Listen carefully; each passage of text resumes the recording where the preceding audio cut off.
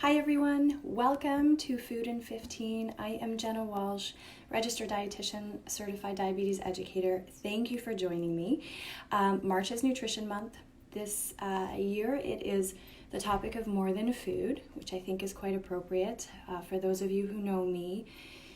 Anytime we talk about food, anytime we talk about weight or diabetes, any of those things, we spend a lot of time talking of sort of everything outside of food. So happy to be here. Thank you for those of you who sent me questions in the last week. Some fantastic topics. Today I did try to group things together so that I can hopefully get through everything in the next 15 minutes. So, not to worry if you miss me live. This will be on my webpage and also on the Facebook group, so you can check in later. Also to let you know, I'm going to be doing this again. Hopefully Saturday the 21st, probably around 10 a.m., if not 9 a.m. So if you missed me today, if you have further questions from today, or I don't get to everything today, by all means, join me again on Saturday, the 21st of March, and we will be running the second one, okay? So let's get started. The first little bit of questions that I grouped together had quite a few around keto diet. Should I do it? Is it safe for me to do? Is it worth the hype? And I definitely still get a lot of patients and clients who come in asking about this. We spend a lot of time talking around the reasons of like why you're interested in trying, or if you were encouraged by a healthcare professional to try, reducing carbs, etc. So the first thing I always ask is, what's your reason behind wanting to try this diet? Is it medical, right? So we do have some good evidence in terms of improving blood sugar control, weight loss, etc.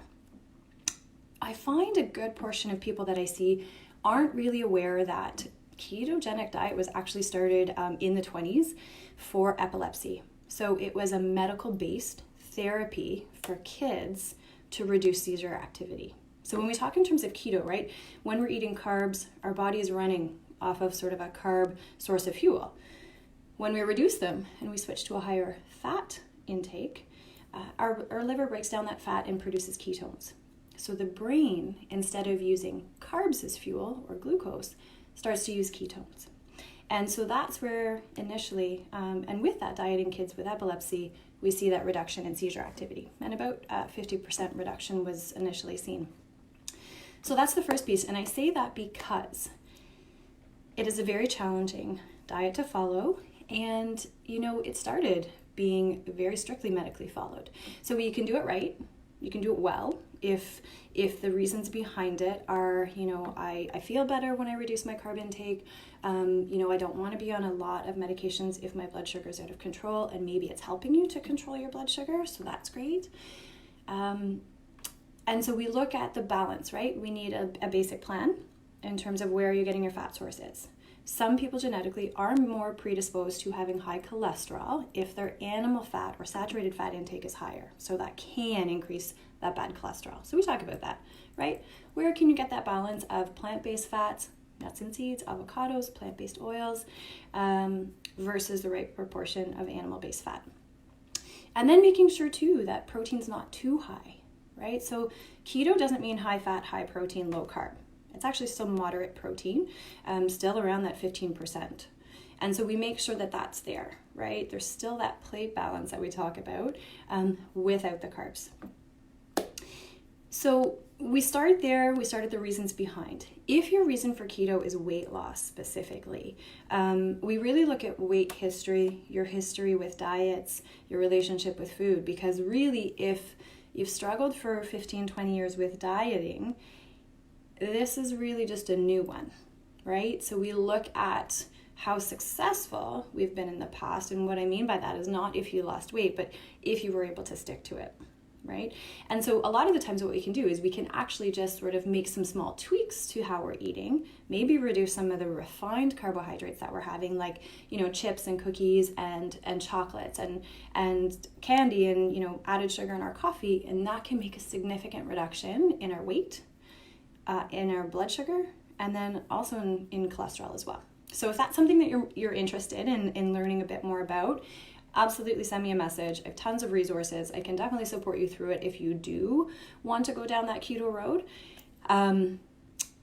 And so that's sort of my take on it. There is a place for it. I think that it should be medically monitored. So we should be getting blood work done, if not within 3 months, but at least in 6 months.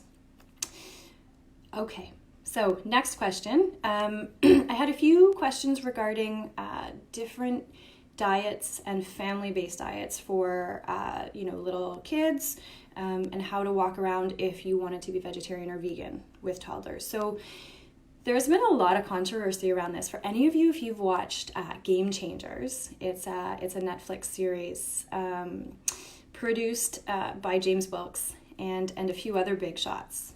Pretty interesting. There's also then, on the flip side of that, there's been quite a few podcasts and rebuttals around, whether or not veganism and vegetarianism is the be-all and end-all of diets, and especially in the sports world. So I do encourage you to read or look at both sides of that, depending where you sit on that debate. But in the context of kids, absolutely, they can eat very well and grow very well and be very healthy with a vegetarian and even vegan diet. The biggest thing that we look at, which I think most people are aware of, is iron and B12. So if we're on this sort of further end of that spectrum of, fully vegan, meaning no animal-based products whatsoever, then B12 is the big one. We can absolutely get that from things like nutritional yeast and having a very balanced plant-based diet. And the same even in terms of vegetarianism. There's a huge scale of like what foods you want in your diet versus, others that you're really not wanting to have. So some people will be okay with eggs. Some people are okay with fish. Some people may have, dairy-based foods. And sometimes it fluctuates. The biggest challenge that I see sometimes is that some people will either do vegetarian-based eating either out of cost or out of, moral issues in terms of animal rights, etc. You still have to have a very planned and balanced diet. So you need different protein sources from different plant sources. It might be edamame beans, which are just soybeans. It may be, having a variety of nuts and seeds every day. So pumpkin seeds, sunflower seeds, walnuts, almonds, soy nuts, all of those things. And they need to be every single day. In terms of the controversy around the amino acids and what's available and heme iron and non-heme, and again, I'm going back to the Game Changer topics that came up. Most foods have all the protein and amino acids. Plant-based don't have the same quantity of all of those amino acids our body needs compared to the animal-based. And those amino acids are really just kind of the building blocks of that protein. So when we look at removing animal sources, it's not that we can't get them from plant. We just have to be very specific and sort of make sure that, hey, tonight I'm having black beans and maybe I'm having, bulgur, which is just whole grain wheat, and a variety of vegetables. And so technically, we could get the protein and the carbs and fat from still having just bulgur and black beans and whatever vegetables every single meal. But we're going to miss out on that mix of amino acids and vitamins and minerals. So maybe one night it's black beans, maybe one night it's lentils, maybe the next night it's tofu. And the next day for lunch, you might have just pumpkin seeds and ground flaxseed and hemp hearts as your protein source at your meal. So absolutely doable, totally safe in terms of it being a family-based change. But just be mindful of still focusing on that variety. Variety is always key, regardless of what you're following. Okay, so again, I have fantastic resources for vegetarianism and veganism as a family-based starting point. So by all means, send me a message if you need some more resources. Okay, just checking my time. Already halfway there. I clearly talk too much, so that's okay. Meal planning. I had a few questions about meal planning. Should I do it? So many people I know full on meal prep and they're cooking like 14 meals on Sunday for the whole week. I think it's a very personal question, and I think it really has to do with, what is your reason for needing to meal plan or feel like you do. So if you don't love cooking and it's really challenging for you to get home and have like 45 minutes to think of a meal and get it on the table So your reaction is, I'm going to just stick a frozen pizza in the oven, or I'm going to grab takeout on the way home, then yeah, meal planning might be really helpful. I think, you can also do it from something that's very simple of thinking on Sunday, all right, I'm going to cook chicken on Monday, and I'm going to cook some fish on Wednesday, and I'm going to cook maybe, I don't know, bean burritos on Friday. And that on those 3 days, you're cooking enough to have leftovers for those other nights. That might be the extent of it. You may not have the recipes yet. You may not really be too stressed in terms of like the grocery list that you're doing. For some people, that may still feel too sporadic and unplanned. So you have to have a look at how many people are participating in cooking. When do you have time to grocery shop? And when do you actually have time to cook? So if you have a super busy night, whether there's kids involved, whether you work late, whether you have an after or an evening activity, you may plan leftovers that night, or that might be the night that you're having, some sort of frozen meal. And be okay with that being the starting point of your planning. So I do think that planning is helpful, but you have to make the decision in terms of what level of planning makes sense for you. Because it's very normal to get super strict and say, all right, here's my week. Here are all the recipes I'm having. Here are, all of the groceries that I need, and do it and feel fantastic. But then maybe something happens on the weekend, everybody's sick, or you're traveling and you don't get the grocery list. You don't want to feel like you failed and you're sort of back to square one that following Monday. So great to have a staple, great to have sort of a basic plan and sort of those key recipes that can get you through those really busy nights, if that makes sense. Okay. Sort of moving on from meal planning, one person wanted to know, I really struggle with portions. How much should I be eating at each meal? How do I know when it's enough? Really big question. There are equations. Harris-Benedict is one of them that we, sort of use your height, your weight, and your activity level and figure out how many calories you need. And, if you're eating 3 times a day versus, 5 times a day, how much does that mean at each meal? And if we're following a balanced plate, here's your portions. That's complicated, and it very much takes away from food. It takes away from the pleasure of eating. And it takes away from you actually paying attention to, am I hungry? Am I still hungry while I'm eating? Am I eating slowly? And is it enough? Okay, so when we eat, if you think of your stomach as like a balloon, it stretches while we eat, right? It's that stretching that sends the signal to your brain to tell you that you've eaten and you can slow down. Hi. What we want to do is be able to be eating slowly enough that around that 15-20 mark, when we get that signal, we can actually pay attention to it. And so the biggest thing is we're not eating to the point that we are stuffed, like think Thanksgiving stuffed. We are eating so that there is absence of hunger, okay? Because if we get to a place where we know we can eat again, right? We can have more to eat in 2 hours or 3 hours if I'm hungry.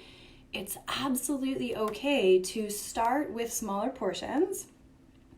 Set a timer if you need to in terms of, okay, I started eating. I'm gonna wait until it's 20 minutes or 15 minutes before I reassess whether I need more. And if your meal is starting with some protein and you're having some high fiber foods, that may be a grain. It may not be if you're choosing, the lower carb avenue, but it should have a ton of veggies because they fill you up. They give you the volume. They give us tons of vitamins and minerals. They reduce inflammation. And that way, right, we get that fullness and we can feel it. We can kind of hear it and listen to it and acknowledge it and totally be okay with sometimes we still have a little bit more and push past that, absence of hunger. But the more that you start to pay attention to that, that will naturally reduce those portion sizes. And so providing you're eating at regular times, okay, because that allows the body to feel okay and feel secure and know that food's coming. So that hunger and satiety hormone signaling way, it works properly. If you skip lunch and then try to sit down and eat supper, that hunger hormone goes bananas because it needs to eat. And so it'll be harder for you to eat a proper portion at that meal. So the first thing to start in terms of how big should my portions be should be I'm eating every like 3 to 4 hours at most. Like that's the biggest stretch between. My meals are balanced and I'm getting enough. Then, you know, if you feel like you're eating too much or you're trying to change your weight, you might start with like 75% of your usual and start just with that like 20 minutes, okay? And that's okay. Hopefully that makes sense. So I'm sure you've all seen, we have these in our office, I'm not quite sure why. There's so many resources out there and tools in terms of like portion sizes. Sometimes it's okay to start with those things because they give you an idea of what sort of those standard guidelines are. No different than like palm of your hand for your protein, you know, 1 cup for your grains in terms of your hand, and then 2 for veggies. That makes sense for some people. Similar in terms of like plate method, right? Lots of veggies, your protein, your grain if you're having them. But the biggest thing I find is start with those basics in terms of I'm eating regularly, I'm eating enough, and then start with that 20 minute rule, okay? Okay. Thank you for sticking with me. One of the last questions, and I think I've got a good 4 minutes left. Then the last question that I came, or last 2, I guess, so I'll try to squish them together. Is it okay to eat after supper? That's a big one I get often too, right? There's lots of back and forth about that. And again, biggest thing I normally review is, well, why are you eating after dinner? Are you hungry, or is it, you know, learned behavior in terms of I'm watching TV or I'm bored, or, you know, it's just a learned habit that I always ate in the evening, whether I was a kid or adult or whatnot. So start with why. So if it's not hunger-based, there's your answer, right? If you're not physically hungry, you don't need to eat. If you are hungry, that's where we look back in terms of, did I actually eat enough through the day? Or is my day squished forward and, you know, maybe I didn't have my first meal till 11 and then I skipped lunch because I was in a meeting, and then I had supper and it was rushed because we were in and out of the house. And then, yeah, I'm hungry. So at that point, absolutely okay to eat. The difference too is, what are you eating, right? So if you're legitimately hungry and you're missing out on nutrients, you know, are you just as happy to have like some hummus and veggies and, you know, whatever else? Or are you just grabbing for like chips and foods that really aren't meeting that need anyway, right? Because your body's missing out on stuff. The other thing then that we look at is, if it's the latter in terms of, yes, I'm still hungry, we're still trying not to have too much right before bed. There is some evidence that, you know, some people don't sleep as well because your body should be resting and shutting down as opposed to digesting food. Also, some studies that came out that our bodies do use calories more efficiently and effectively first thing in the day and earlier in the day as opposed to later. So some truth behind like have some of your more energy dense meals earlier on. So you don't want to sit down and have like a big bowl of pasta, you know, and garlic bread and whatnot right before you're going to bed, because more of that will be stored as fat. So hopefully that makes sense. Okay, and last question, sort of similar. How do I curb food cravings? This is a very big one, right? I think it depends in terms of what the food is that you're craving, what time of the day the cravings are happening, if you're hungry, right? So we want to have a look at like what's causing it. Can you find a pattern? Is it always at 3 p.m? Is it emotion driven? So are you really stressed? And when you're stressed, you know, that is what happens. And that's a normal hormonal response. So that increased cortisol drives us to higher carb, higher fat foods because they're easy to digest. They're an easy way for us to get calories in. So for most people, once they start to identify, you know, why am I craving these foods? What time of the day is it coming? That's a starting point. The second thing I always ask is, you know, are you feeling restricted? So are you on some sort of diet or plan that's telling you can't have good food, bad food, right? Because for any of you with kids, or even if you remember back in terms of being a kid, as soon as you're told no, you can't have, that drive to have that food is so much more prominent and just sort of shouting in the back of your ear all the time. So that's something to look at as well. And then we start to address that, because once we normalized foods and we're okay with, having them whenever we want, and we're choosing when we're having them, sometimes that helps to reduce the cravings. Okay. One last question, and I know I'm over, so I apologize. Frozen veggies as nutritious as fresh? Yes and no. So thank you for that question. When we look seasonally and we look locally, okay, so if we are growing local veggies and they are picked when they are ripe, they are really nutrient dense. That's when they're at their peak of they have the most amount of vitamins and minerals in them. So for us here in Canada, unless you have your own greenhouse and you're growing your own season or throughout the year, sure, fresh is fantastic. Otherwise, most frozen veggies are actually picked when they're ripe. So they have a better composition of those vitamins and minerals than things that are picked too early and they're sort of ripening falsely on their way to us. So you absolutely can get fantastic nutrient-dense veggies that are frozen. They stay longer. You can get such a good variety that they're a fantastic option. So hopefully that answers that. Okay, I apologize. I went 6 minutes over. Thank you all so much for joining me. Again, I will be doing this again on Saturday the 21st in the morning. Shoot me your questions ahead of time if you have them, and I will catch you all there. Have a great day, everyone.